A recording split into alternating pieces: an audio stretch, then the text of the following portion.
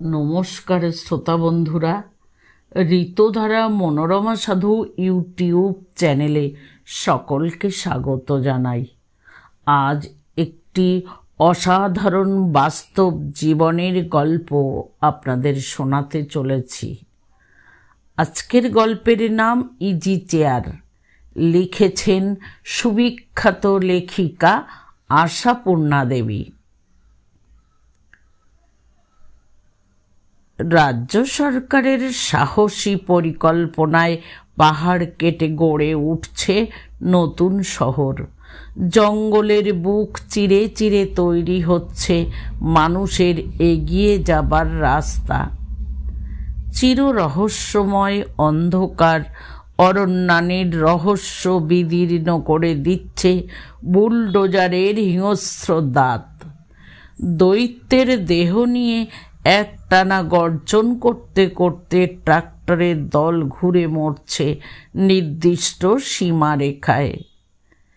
পৃথিবীর যেখানে হয়তো কোনোদিন মানুষের পা পড়েনি, সেখানে মানুষের রক্ত গড়িয়ে গড়িয়ে পড়ছে রোদ্দুরে গলে জল হয়ে।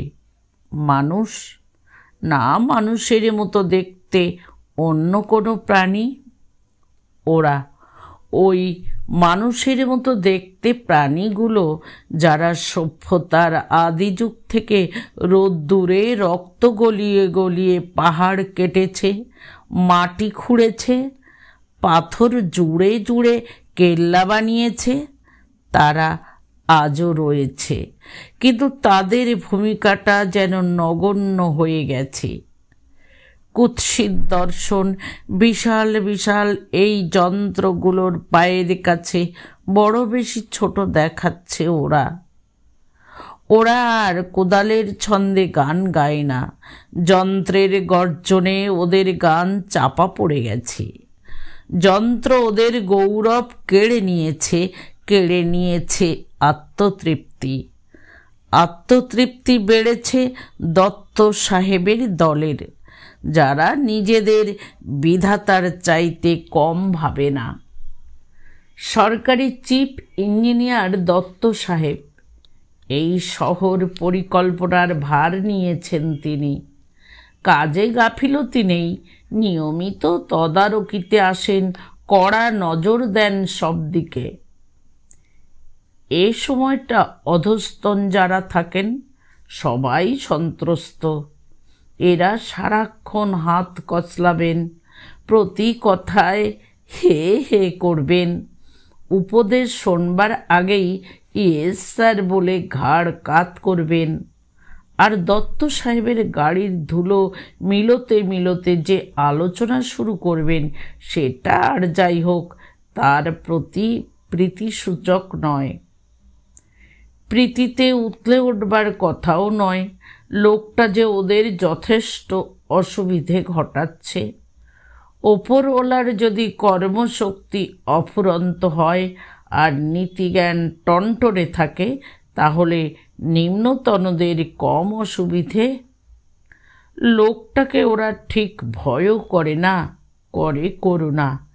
যেখানে চোখের এতটুকু ইশারায় হাজার হাজার টাকা পকেটে উঠতে পারে, এক টুকরো কাগজের গায়ে একটা স্বাক্ষর বসালেই হাওয়ার গায়ে লাখ লাখ টাকার হিসেব লেখা যায়, সেখানে যদি লোকটা সারা মাস অসুরের মতো খেটে শুধু মাইনের টাকাটা নিয়েই সন্তুষ্ট থাকে, তার ওপর করুণা ছাড়া আর কি বা হতে পারে? কিছু সপ্রশংস পিঠ চাপড়ানি, কিছু মৃদু তিরস্কার, কিছুটা ধমক চমক, আর বেশ কিছুটা উপদেশ বর্ষণের শেষে আবার মোটরের ধুলো উড়ল এ তল্লাট থেকে আর এক তল্লাটে।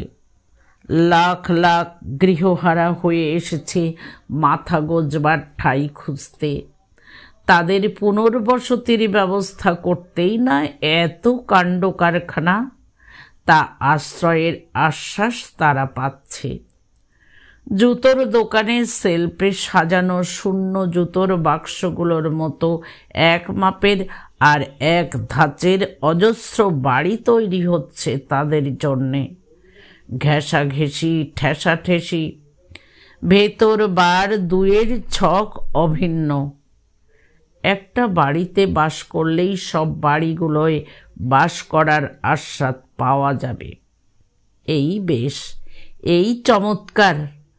পড়শির বাড়ি সম্বন্ধে কোনো কৌতূহল থাকবে না, থাকবে না কোনো মোহ।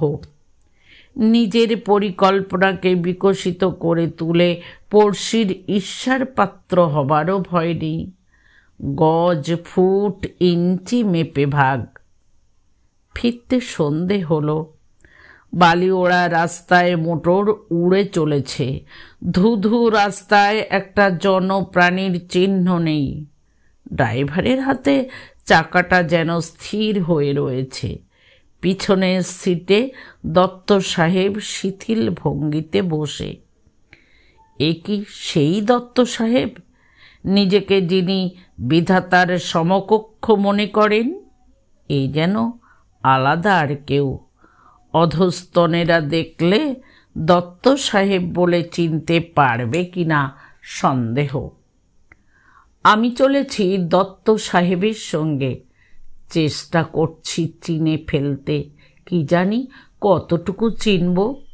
আমার ভরসার মধ্যে আমাকে কেউ দেখতে পায় না। আমার কাছে রয়েছে অদৃশ্য হবার মন্ত্র।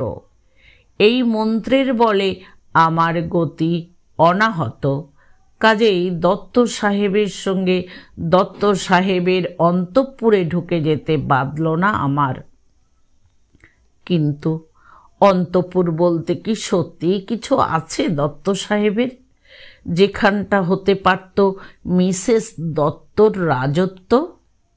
না, মিসেস দত্ত রাজ্য পরিচালনার ক্ষমতা নেই। তিনি অসুস্থ, তিনি বেচারি। সারাদিনটা প্রায় শুয়েই কাটে তার। হৃদরোগের রোগী। বেশি ওঠা বসা চলাফেরা ডাক্তারের নিষেধ। ডাক্তারের এ নিষেধের বিরুদ্ধে প্রতিবাদ তোলেন মিসেস দত্ত। অভিমান করেন, অভিযোগ করেন এরকম জীবনমৃত হয়ে বেঁচে থাকার সত্যি কোনো অর্থ আছে কি না এ প্রশ্ন তোলেন। আবার যখন ডাক্তার নিজেই বলেন মাঝে মাঝে একটু ব্যায়ামের দরকার, একটু চলাফেরা, বাগানের মধ্যেই গজ কয়েক করে হাঁটা, কি হলো সামান্য কিছু সাংসারিক কাজ, যেমন ফলের প্লেটের আপেলটা ছাড়ানো বা চায়ের টেবিলে চাটুকি ঢালা, এমনি টুকিটাকি। তখন ডাক্তারের এই নির্দেশ শুনে মিসেস দত্ত তার দুর্বল হৃৎপিণ্ড নিয়েও কৌতুকের হাসিতে ভেঙে পড়েন। তিনি করবেন ওই সব? তাহলেই হয়েছে। বেচারা দত্ত সাহেব বিপত্নিক হয়ে পড়ুন, এই তাহলে ডাক্তারের অভিলাষ? না, এমন অভিলাষ ডাক্তারের হতে যাবে কেন? পাগল! দত্ত সাহেবের বাড়িটা যে তার একখানি বড় সড় তালুক। চট করে বিপত্নিক হয়ে পড়বেন দত্ত সাহেব, জন্মপত্রিকায় এমন কথা আছে, সেও আমি বিশ্বাস করব না। এই সংসারের একমাত্র লক্ষ্য বাড়ির গৃহিণীকে বাঁচিয়ে রাখা, একমাত্র সাধনা গৃহিণীকে আরাম দেওয়া। অবশ্যই সংসার বলতে আর কি, প্রধান সদস্য দত্ত সাহেব বাদে সবই তো চাকর বাকরের দল। হৃদরোগগ্রস্ত স্ত্রী নিয়ে দীর্ঘ 15 বছর ধরে নিষ্ফল দাম্পত্য জীবনের ভার বহন করে আসছেন দত্ত সাহেব। চাকর বাকরের দল সর্বদা তটস্থ মেম সাহেবের যাতে না অসুবিধে হয়, কলিং বেল টিপে ডেকে হুকুম করবার ক্ষমতাও যার সব সময় থাকে না। তার জন্যে সন্ত্রস্ত না থাকলে যে মানবিকতার ত্রুটি হয়, দৃঢ় হুকুম দেওয়া আছে দত্ত সাহেবের। যখন যা দরকার, কখনো যা দরকার হতে পারে, কোনো কালে যা দরকার হওয়া সম্ভব, তার প্রত্যেকটি খুঁটিনাটি হাতের কাছে মজুত রাখা আছে। আর আছে প্রসাধন কলার বহু মাল মশলা। না দেখলে বোঝা যায় না, শুধু মুখের মেকআপটুকু করতে এত জিনিসও লাগে। এসব জিনিস সংগ্রহ করা চাকর বাকরের পক্ষে সম্ভব নয়। দত্ত সাহেবও আনাড়ি, তিনি টাকা দিয়ে খালাস। এ ভার অদ্যালকের। কিন্তু অদ্যালককে? অদ্যালক ভৌমিক। এ সংসারের সঙ্গে কি তার সম্পর্ক? কি সুবাদে এখানে আছে সে? আমিও বুঝতে পারি না, অথচ দেখছি তো অনেক দিন। সাটিনের বালিশে মাথা ডোবানো, মাথার দুপাশে দুটো দীর্ঘ পুষ্ট বেণী ছড়িয়ে পড়েছে বিছানায়। পায়ের ওপর পাতলা একটা চাদর ঢাকা। মিসেস দত্ত ক্লান্ত স্বরে বললেন, অদ্যালক, আমার জন্যে তোমার একটু বেড়াতে যাওয়া হয় না? এমন সুন্দর সন্ধ্যাটা ঘরের মধ্যে বসে থেকে কত কষ্ট হয় তোমার। খাটের কাছাকাছি ইজি চেয়ারে অদ্যালক বসে, হাতে একখানা বিলিতি নোভেল। তবে পাতার হিসেব করলে দেখা যাবে ঘণ্টা তিনেকের মধ্যে পাতা 1.5 পড়া হয়েছে। মিসেস দত্তর ক্লান্ত স্বর এমনি মাঝে মাঝেই ধ্বনিত হচ্ছে কিনা। অদ্যালক বই মুড়ে চোখ তুলে শুধু বললে, কষ্ট? ও মা, কষ্ট নয়। মিসেস দত্তর কণ্ঠে অবোধ প্রশ্নের সুর। দিনের পর দিন এমনি একটা আধমরা মানুষকে আগলে বসে থাকা, এ কি সোজা কষ্ট? সত্যি আমি কি স্বার্থপর অদ্যালক? স্বার্থপর? তা হবে। অদ্যালক একটা হাই তুলে বলল, তাহলে বলতে হয় এই স্বার্থপরতাটুকুই তোমার সৌন্দর্য? এমন সুন্দর সুন্দর মিথ্যে কথা বলতে পারো তুমি ভেবে অবাক লাগে। এমন কথা এত চট করে জোগাও কোথা থেকে? খুঁজে জোগাড় করতে হয় না বলে। ওটা বাজে কথা। সত্যি শুধু ভদ্রতার দায়ে, শুধু চক্ষু লজ্জায় পড়ে তোমার কত ক্ষতি করলে অদ্যালক। কি একখানা ব্রিলিয়ান্ট স্টুডেন্ট ছিলে তুমি। কত উন্নতির সম্ভাবনা ছিল তোমার জীবনে। সবই গেল। কি গেল আর কি থাকলো তার হিসেব কি সবসময় খাতা কলমের হিসেবে ধরা যায় আরতি? আহ, তোমার খালি এই মধুর মিথ্যে বলি, এর বুঝি আর স্টক ফুরোয় না তোমার? আমি সব সময় তাই ভাবি অদ্যালক, যার দায়িত্ব তিনি তো কাজের নেশায় পাগল, অথচ তুমি কি না করলে। আর এই অকর্মণ্য হাট নিয়ে বেঁচেও তো রইলাম এতকাল। আশ্চর্য, এখনো তোমার বয়স ছিল, জীবনকে নতুন করে গড়বার সময় ছিল। শুধু মৃত্যুটা যদি আমার কাছে আর একটু দ্রুত পায়ে এগিয়ে আসতো। অদ্যালক বইয়ের কোণটা বাড়িয়ে মিসেস দত্তর হাতের ওপর একটু মৃদু আঘাত করে বলে, এই বিশ্রী কথাগুলো বলতে তোমার খুব ভালো লাগে কেমন? দিনের দিন তুমি যেন বেশি দুষ্টু হয়ে যাচ্ছ, আর বেশি মিষ্টিও। শেষের কথাটা উচ্চারণের সময় গলাটা নামলো একটু খাদে। ঠোঁটের উপর ভেসে উঠল একটু দুষ্টু হাসি। আমি সূক্ষ্ম দেহি, আমাকে কেউ দেখতে পাচ্ছে না। আমি দেখতে পেলাম আরতি দত্তর সরু সুরমা টানা চোখ দুটো যেন বিদ্যুৎ চমকের মতো কেমন একটা লোভে চকচক করে উঠল। কিন্তু সে একটুখানির জন্যেই। সে দৃষ্টি অদ্যালক দেখতে পেল না। এমন কত দৃষ্টি প্রতি মুহূর্তেই এড়িয়ে যায় উদ্দালকের চোখ থেকে।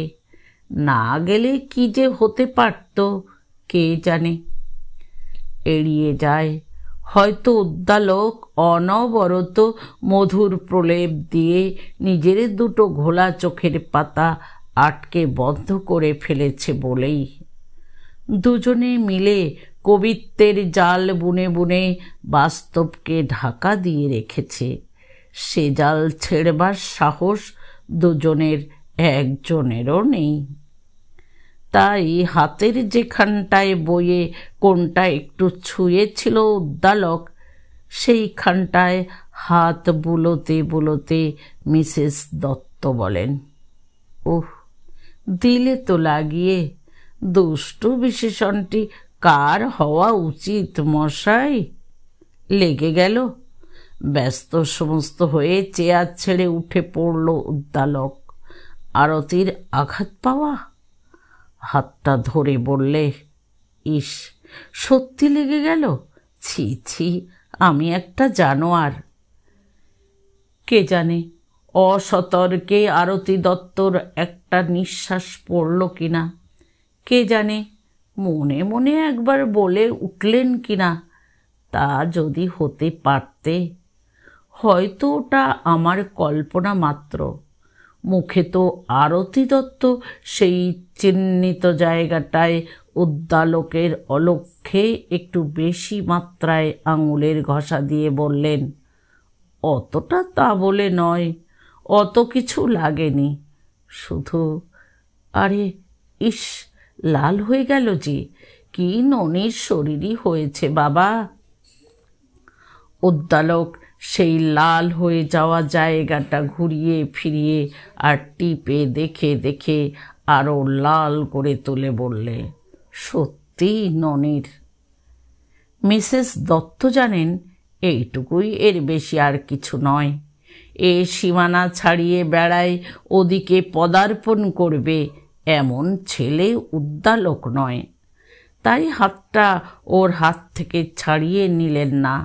ঠিক জানা আছে এক সময় নিজেই নামিয়ে রাখবে ও।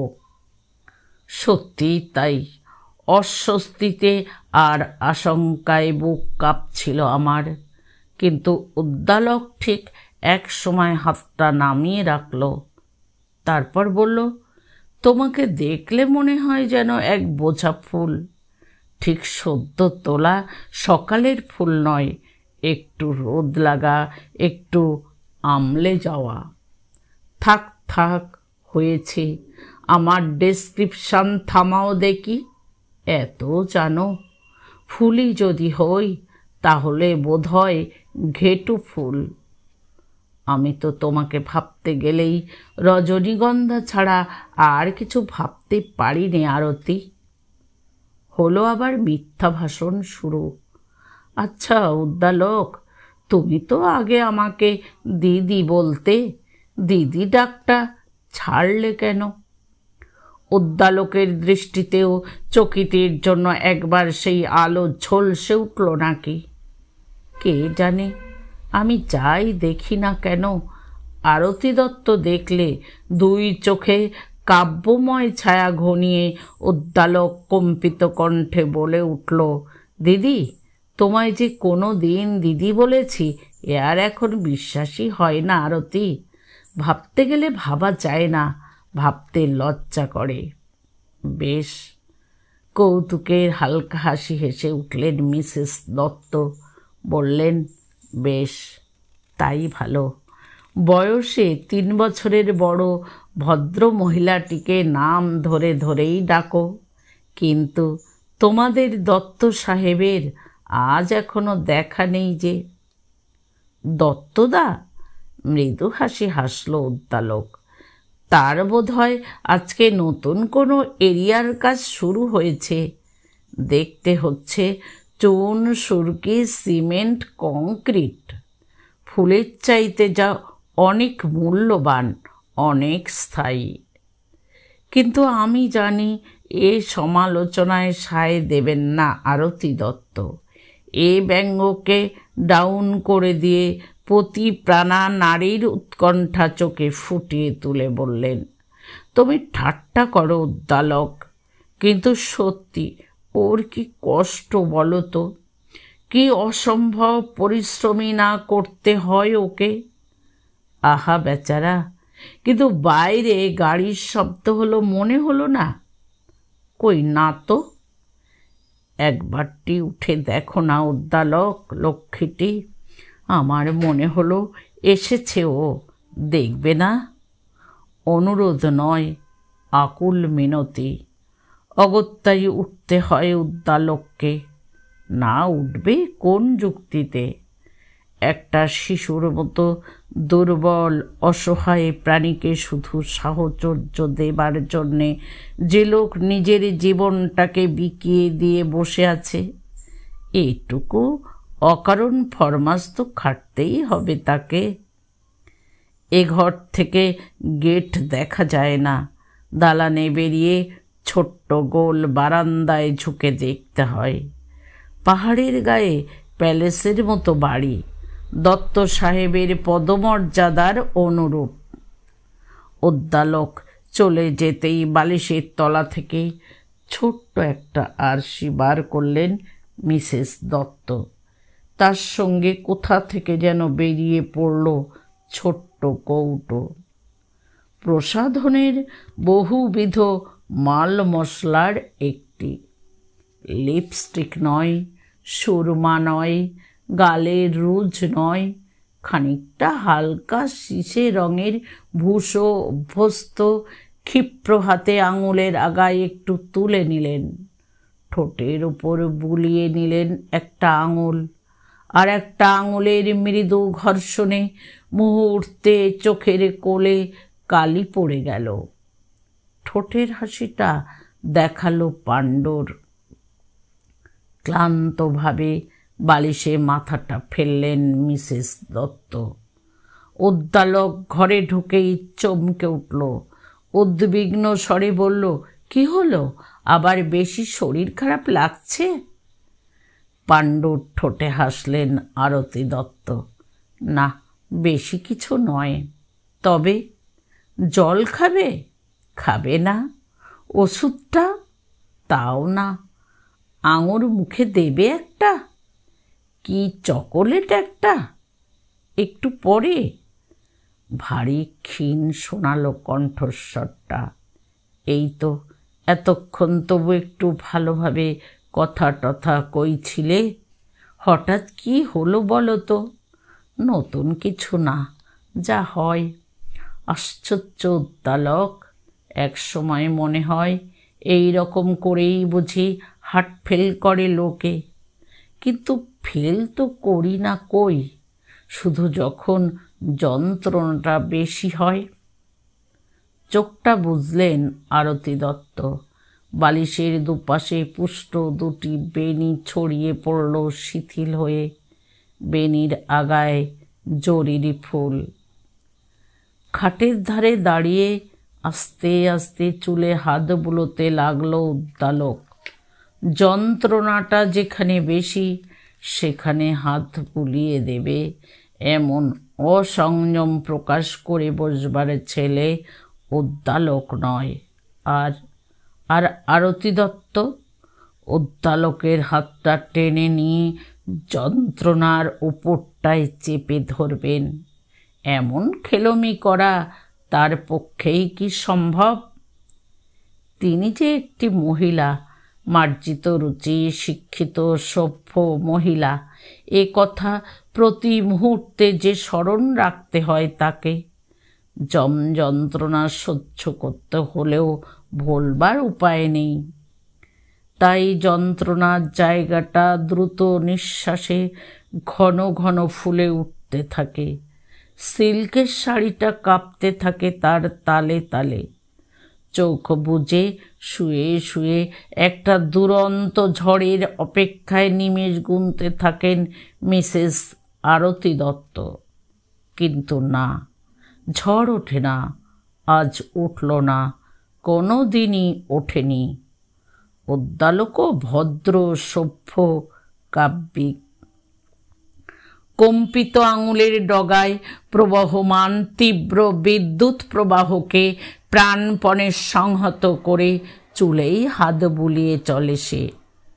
এক সময় মৃদু বিরক্তির একটা তীব্র প্রতিবাদ ওঠে, আহ উদ্দালক, আর ভালো লাগছে না, জল দাও একটু।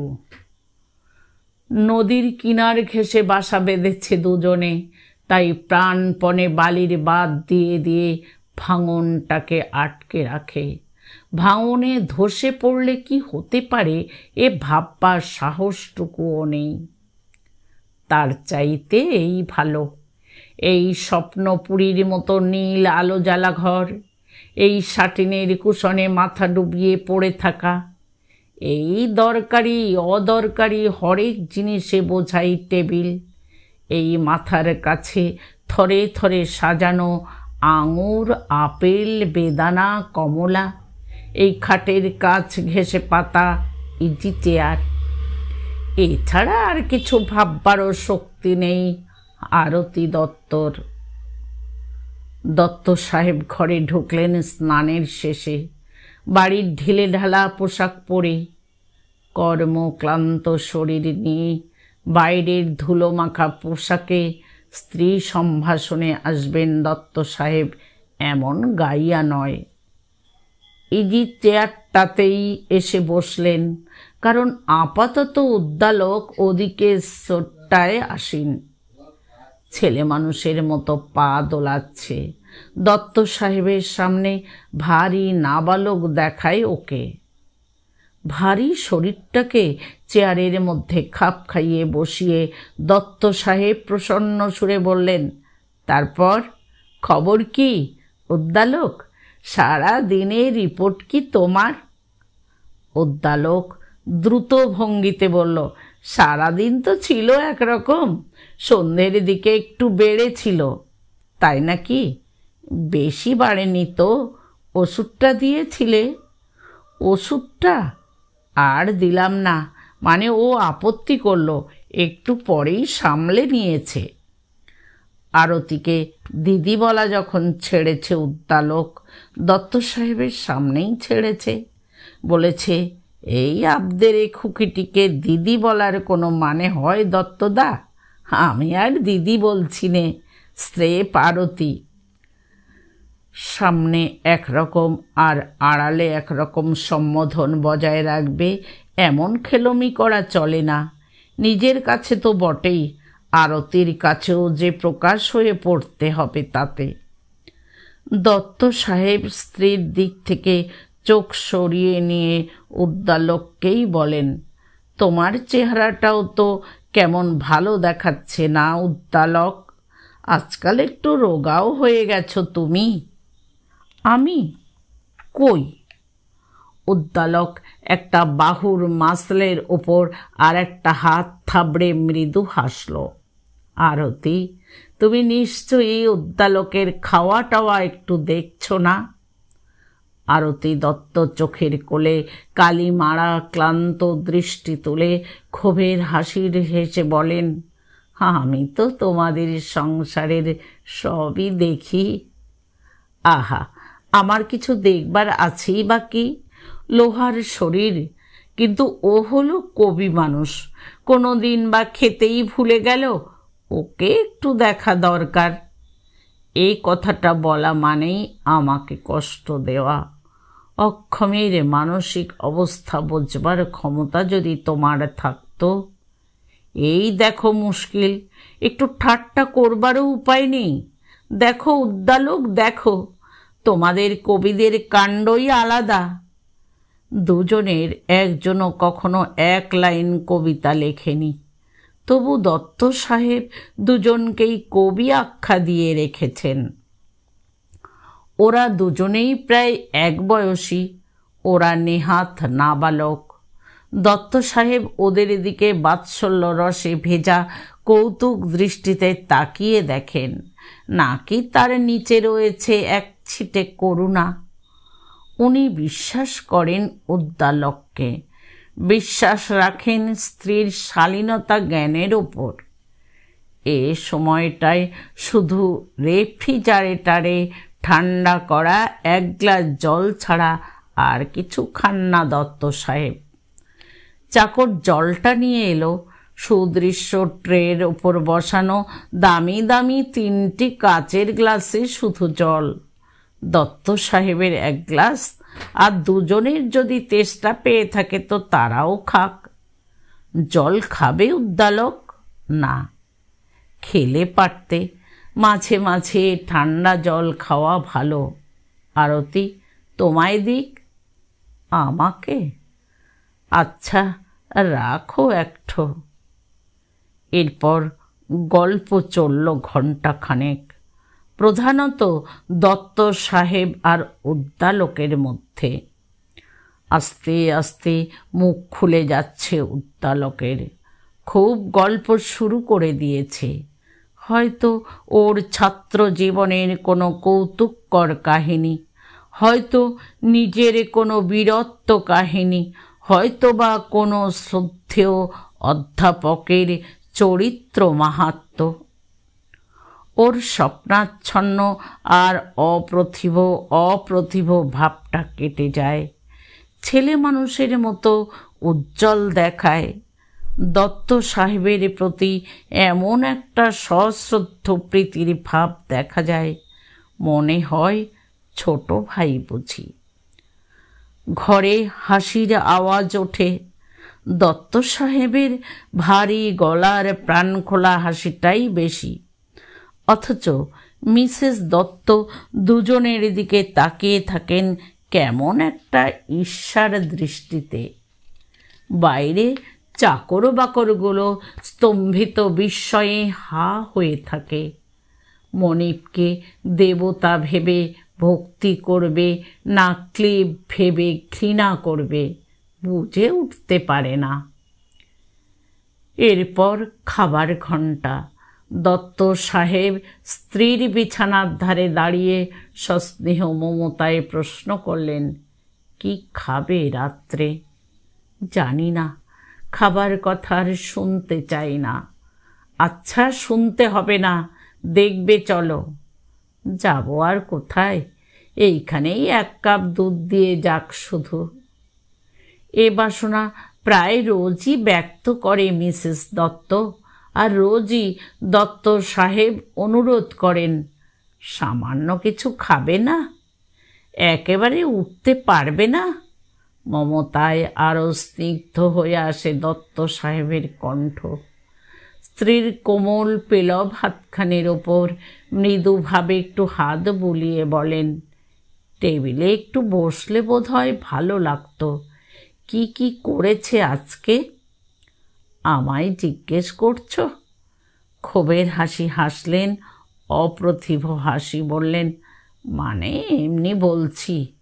চলো দেখা যাক টেবিল আজকে আমাদের কি কি আশ্চর্য জিনিস উপহার দিতে পারবে। হয়তো চোখে দেখলে কিছু রুচি আসবে। আচ্ছা চলো। দত্ত সাহেব ঈষৎ ফিরে দেখলেন উদ্দালক ঘরে নেই। বললেন, ধরব? ধরলেন না। জিজ্ঞেস করলেন, না ধরতে আর হবে না, উঠছি আস্তে আস্তে। দেখো সাবধান, খাটের বাজুটা ধরো, চোখ বুজে খাট থেকে নামো, মাথাটা ঘুরে না যায়। সাবধানেই নামছি, তুমি একটু বাইরে। অসমর্থ কথায় দেশ টেনে একটু মৃদু হাসলেন আরতি দত্ত। অর্থাৎ শাড়ি টাড়ি একটু ঠিকঠাক করে নামবেন, হয়তোবা ব্লাউজটা বদলাবেন। সভ্য ভব্য ভদ্র মহিলা, এ সময় স্বামীর উপস্থিতিও তাদের কাছে বেনিয়ম। মেম সাহেবের ডিশে পরিবেশকের বিশেষ কিছু দেওয়া বারণ।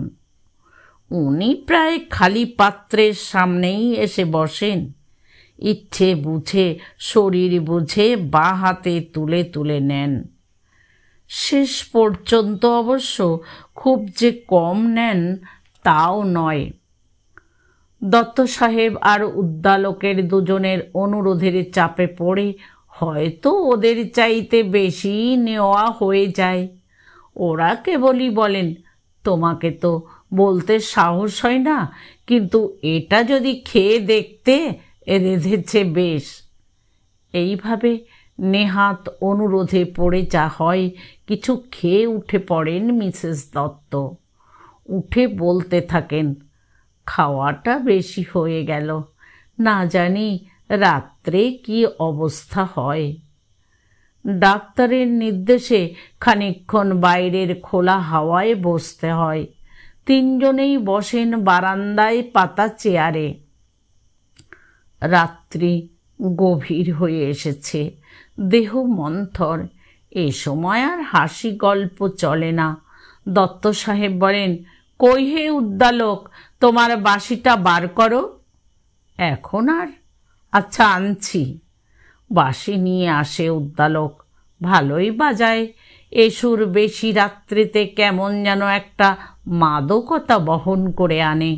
নেশাচ্ছন্নের মতো চোখ বুজে পড়ে থাকেন দত্ত সাহেব। উদ্দালকও বোধহয় চোখ বুজেই বাজায়।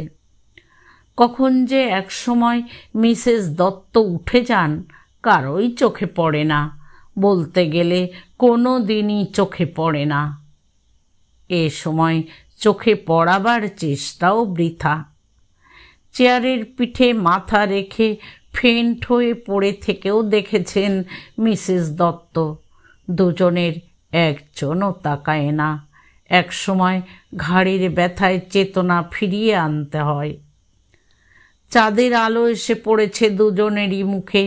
রগের কাছের চুলে পাক ধরা দত্ত সাহেবের ভারী ভারী মুখ আর কালো শাটিনের মতো চকচকে চুলে ঘেরা উদ্দালকের পাতলা সুগৌর মুখ তবু যেন প্রায় একরকম।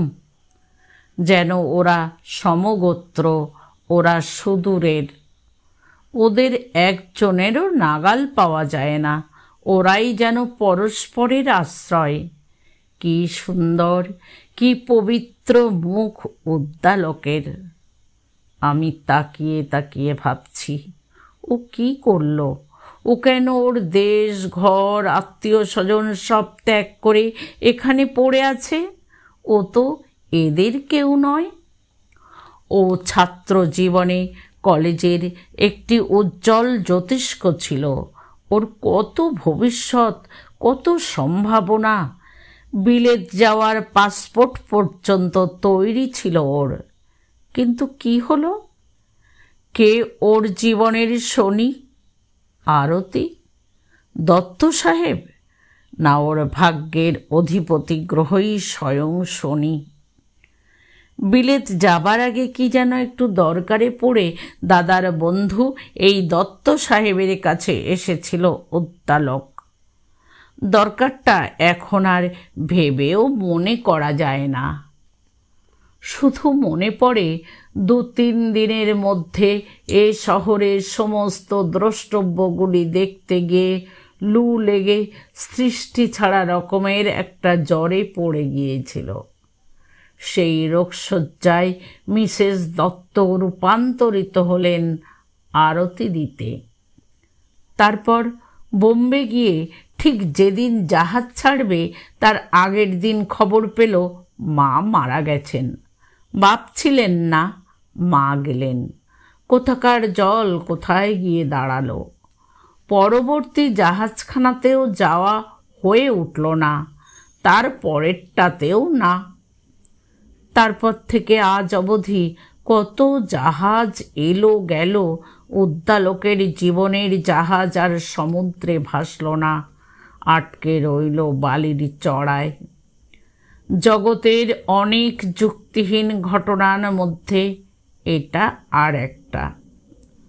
প্রথম প্রথম ফেরার কথা উঠত, কিন্তু দানা বাঁধতে পেত না। কথা উঠলেই মিসেস দত্ত রুক্ষ রুক্ষ চুলে ঘেরা সুন্দর মুখখানি ঈষৎ ফিরিয়ে রুদ্ধ কণ্ঠে বলতেন, আর কটা দিন কষ্ট করো উদ্দালক, আর গোটা কতক দিন সবুর করো। বুকের ভেতর মৃত্যুর পদধ্বনি শুনতে পাচ্ছি। বেশি দিন আর আটকে রেখে তোমার ক্ষতি করব না। দেখছ তো তোমাদের দত্ত সাহেবকে, দিন রাতের মধ্যে 18 ঘন্টা ওর কাজ।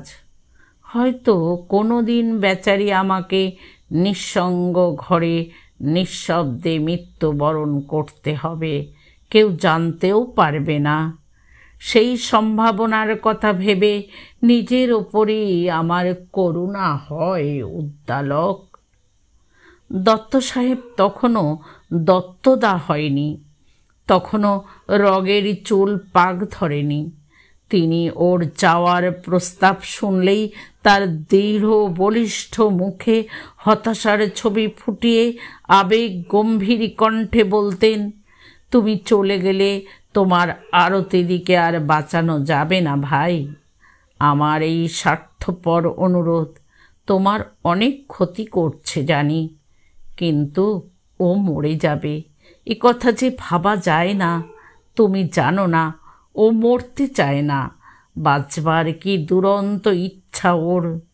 তুমি চলে গেলে ও মরে যাবে, দেখছো তো আমাকে। এরপরেও নিজের ভবিষ্যৎ চিন্তা, মানুষ তো পশু নয়।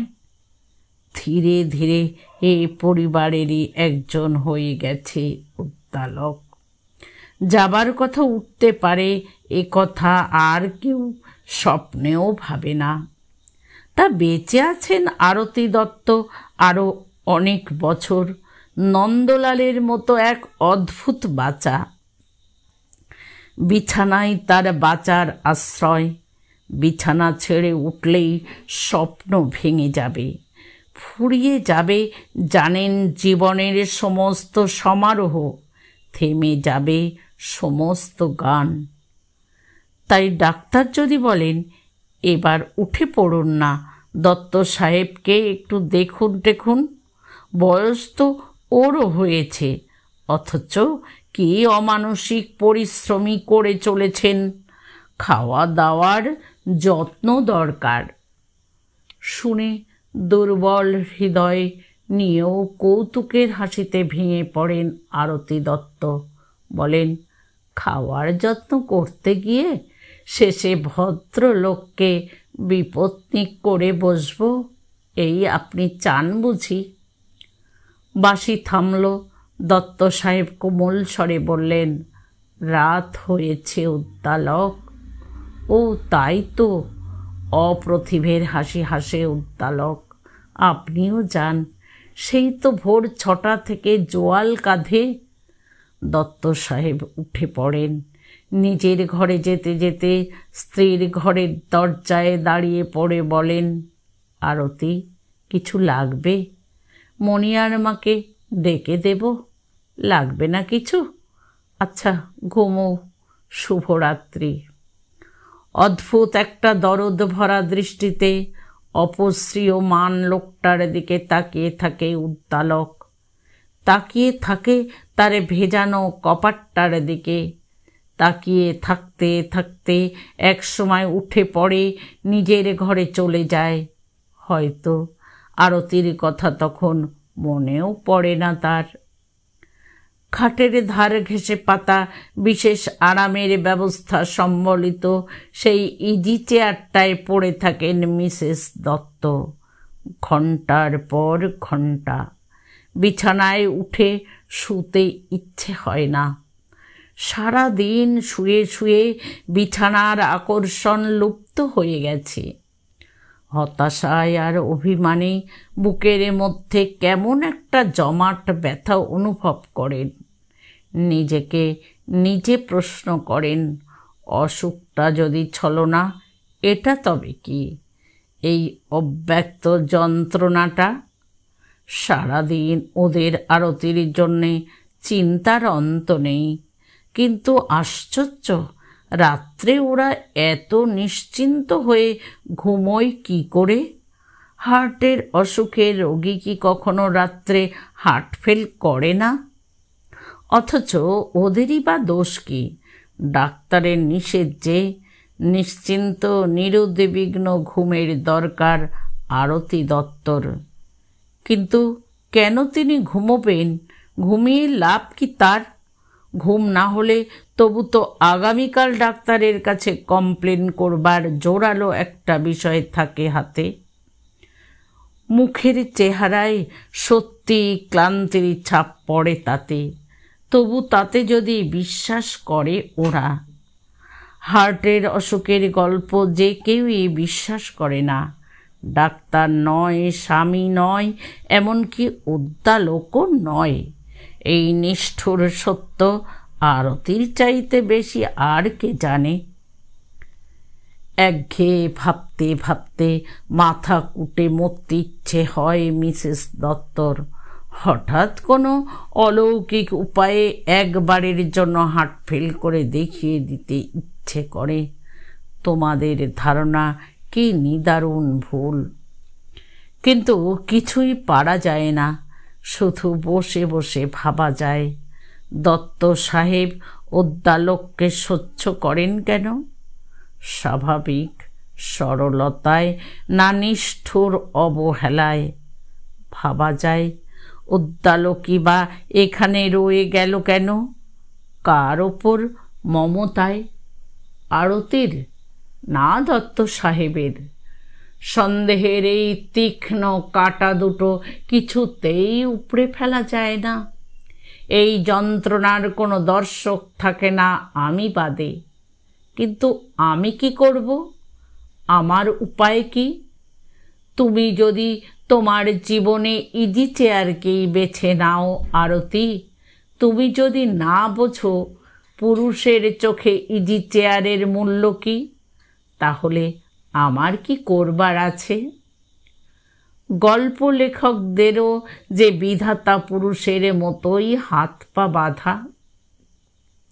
বন্ধুরা, গল্পটা এখানেই শেষ হলো। যারা শুরু থেকে শেষ পর্যন্ত শুনলেন তাদের অনেক ধন্যবাদ।